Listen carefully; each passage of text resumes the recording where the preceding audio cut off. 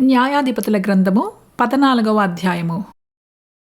అంతటా అతని తండ్రి ఆ స్త్రీని చూడబోయినప్పుడు సంసోను విందు చేసెను.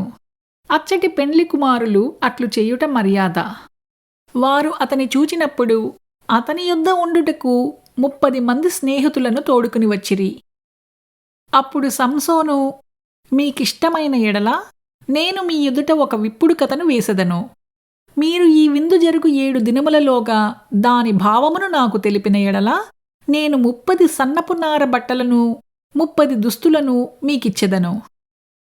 మీరు దాని నాకు తెలుపలేకపోయిన ఎడల మీరు 30 సన్నపు నార బట్టలను 30 దుస్తులను నాకియ్యవలెనని వారితో చెప్పగా వారు, మేము ఒప్పుకొందుము, నీవిప్పుడు కథను వేయుమని అతనితో చెప్పిరి.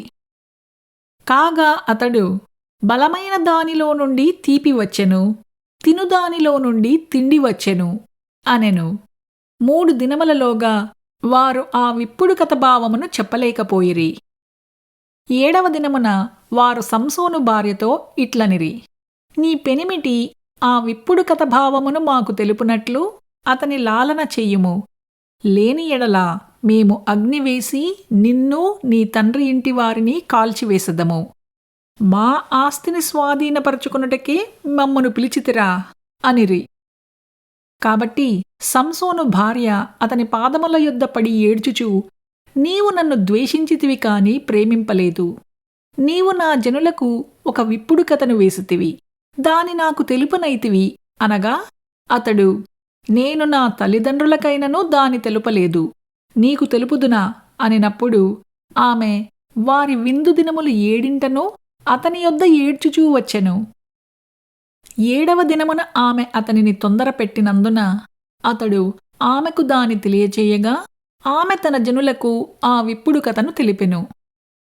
7వ దినమున సూర్యుడు అస్తమింపక మునుపు ఆ ఊరివారు, తేనె కంటే తీపి అయినదేది, సింహము కంటే బలమైనదేది అని అతనితో అనగా అతడు, నా దూడతో దున్నకపోయిన ఎడల నా విప్పుడు కథను విప్పలేకయుందురని వారితో చెప్పెను.